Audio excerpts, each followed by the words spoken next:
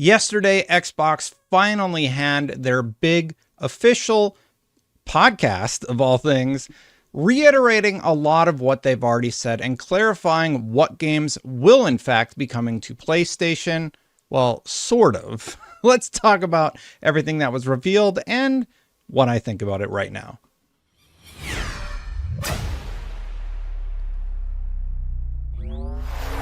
So let's kick off with the big one. Phil Spencer made some statements about what games we can expect on other platforms in the near future, but he didn't name them by name, but we all know what they are. It's Hi-Fi Rush, it's Pentiment, it's Grounded, and it's Sea of Thieves.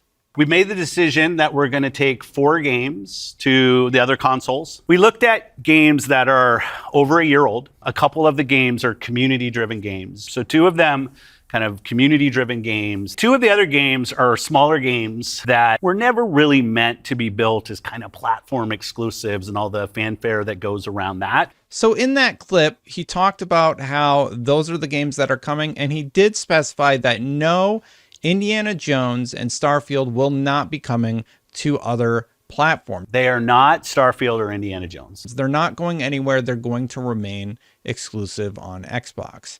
And what he's really talking about here is leveraging the platforms of Nintendo and PlayStation to make more money for Xbox. Obviously, they're going to make a lot of money from Call of Duty releasing on PlayStation, and this is something that they're going to continue to do in the future. Exclusive games that are exclusive to one piece of hardware, are going to be a smaller and smaller part of the game industry. We see an opportunity to utilize the other platforms as a place to just drive more business value.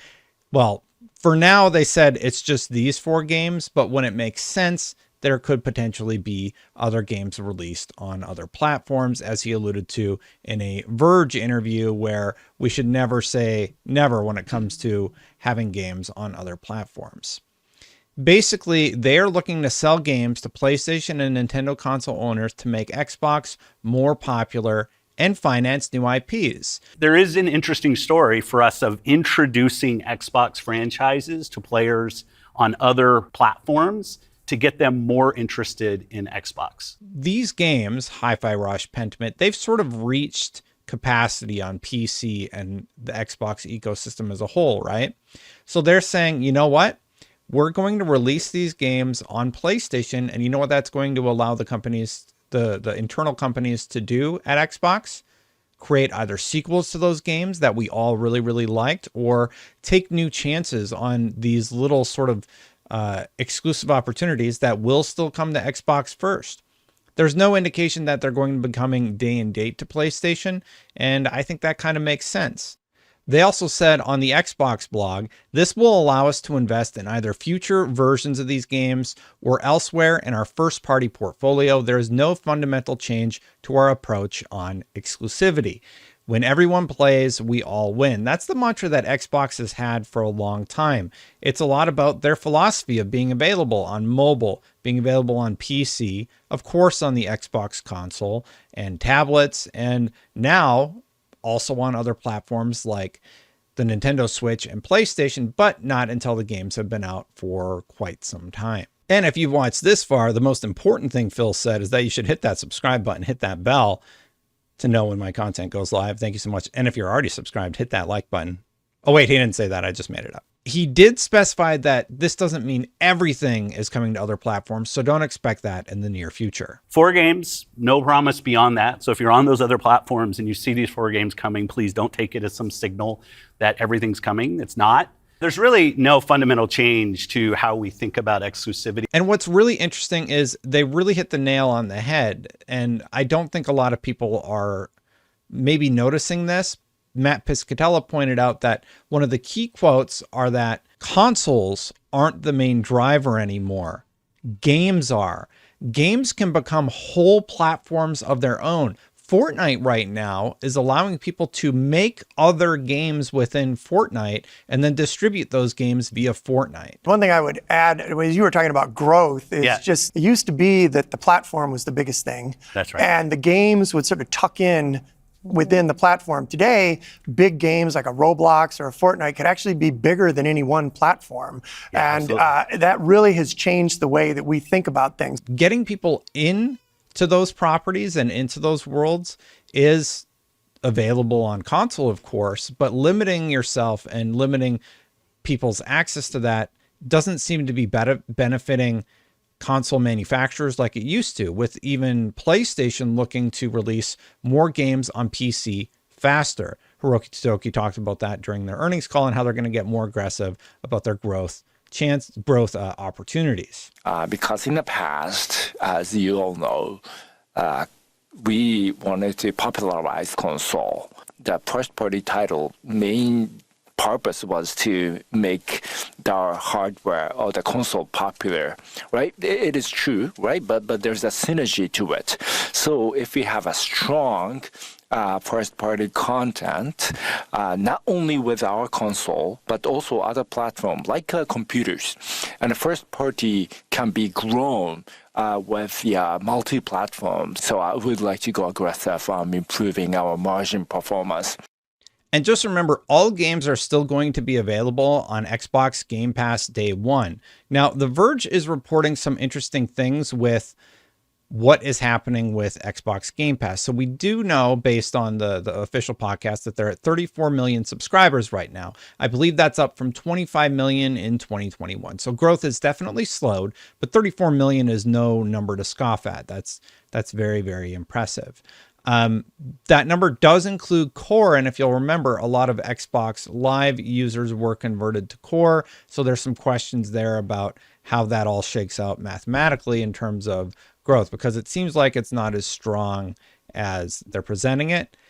But the announcement about Diablo 4 coming to Xbox Game Pass is also interesting. All of our games are always in Game Pass. Activision and Blizzard games are coming to Game Pass, starting with Diablo 4 on March 28th. So now the 34 million Game Pass members can all enjoy the fantastic experience of Diablo 4. Because The Verge is also reporting that Core will not get access to Diablo 4, which is sort of a strange solution. I don't really understand why Core wouldn't get access to it. So it sounds like you'll have to have Xbox Game Pass Ultimate to get the Activision titles, at least on day one.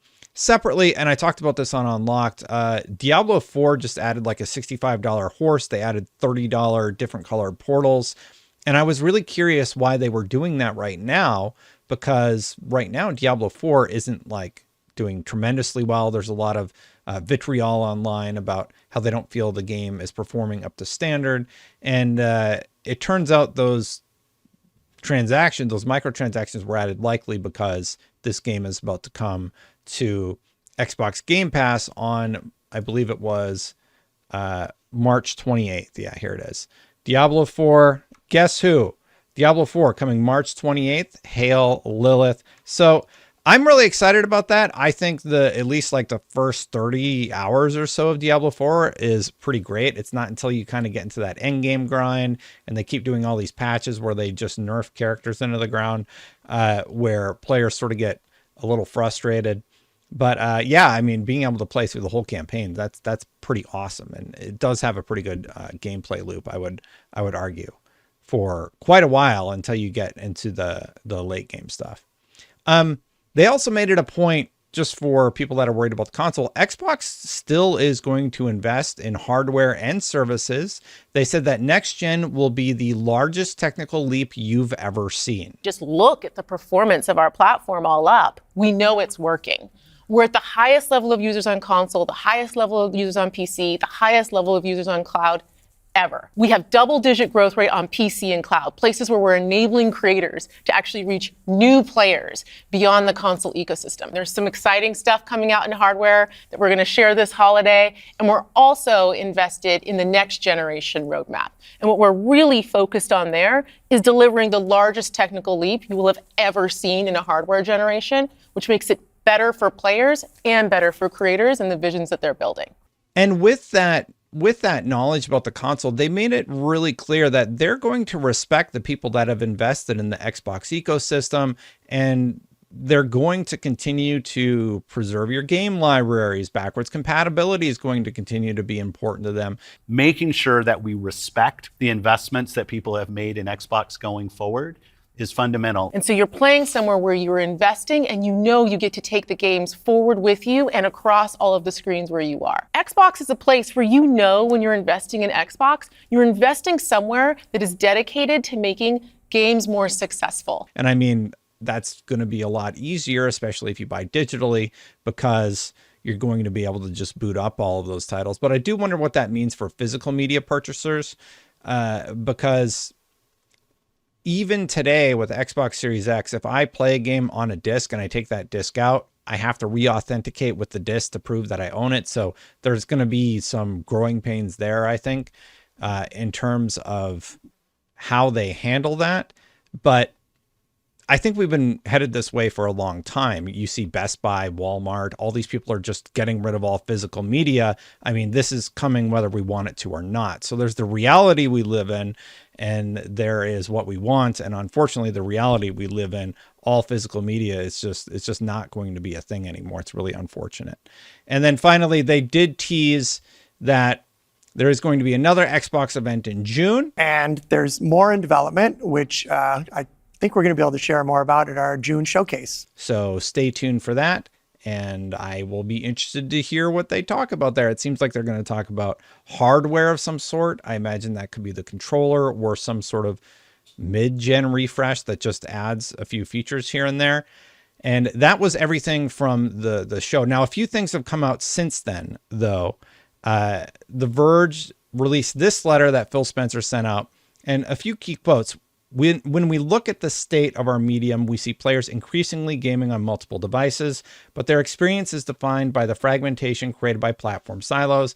Multi-device players have to navigate multiple identities, entitlement libraries, communities, wallets, and reward programs. Yeah, and honestly, it's not that big of a deal, but it is a little bit annoying. And I think Xbox is trying to work towards a future where they're taking the first step to say, like, yeah, we understand that console exclusives are important, but they're laying out, and even PlayStation is laying out, hey, this isn't as important as it used to be. When you have a game like Fortnite that's available everywhere, that is making more money than any of them, or Minecraft as another example, as a more specific Microsoft example that's available everywhere that's making more money for them, they're starting to say, yeah, maybe these console exclusives aren't doing us as many favors as we once thought, especially as hardware becomes a little bit less important because physical media is a lot less important now that stores aren't holding it. They also continue on. We have a different vision for the future of gaming, a future where players have a unified experience across devices, a future where players can easily discover a vast array of games with a diverse spectrum of business models, a future where more creators are empowered to realize their creative vision, reach a global audience, unite their communities, and succeed commercially. A future where every screen is an Xbox. This is a future where Xbox is everywhere. And I talked about how Xbox Everywhere was going to be a tagline. It's actually Xbox is everywhere. And yes, Phil also alluded to the idea that releasing some of these games, like these 4 games on other platforms, it's going to get people more interested in the Xbox brand. There is an interesting story for us of introducing Xbox franchises to players on other platforms to get them more interested in Xbox. And I think that about covers everything. Look, the reality we live in is that console exclusives are a bit of an old idea because digitally, you can make a platform out of a game now. And everybody is kind of waking up to that. So I still think that the studio, like PlayStation Studios, Xbox Game Studios, they're going to continue to make best-in-class gaming experiences, but the landscape has changed pretty drastically over the last few years. So the idea of ecosystem exclusives might still exist, but where that ecosystem is available to start versus where it's available in a year, I think that might start to shift. And just like PlayStation has shifted their idea of not launching on PC day and date, sure seems like that's going to change as they're starting to realize that they're not going to hit the 155 million that the PlayStation 2 did. Their console sales are doing very, very well. Make no mistake, the PlayStation 5 is doing exceedingly well, but it's not where they want it to be. So they're starting to say, well, look, major exclusives like Final Fantasy 16, they're doing well, but they're not meeting sales expectations, at least for Square Enix.